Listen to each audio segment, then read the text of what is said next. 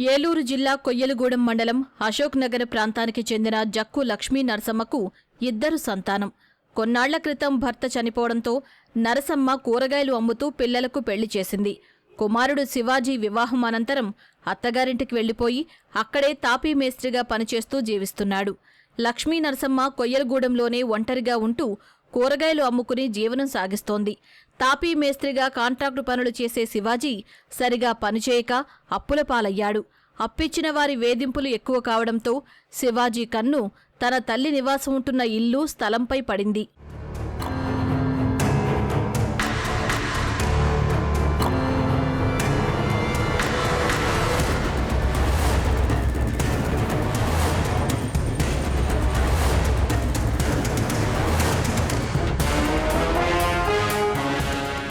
కొన్ని రోజులుగా ఇల్లు, స్థలం అమ్మి డబ్బులు ఇవ్వాలని తల్లి నరసమ్మతో శివాజీ గొడవ పడుతున్నాడు.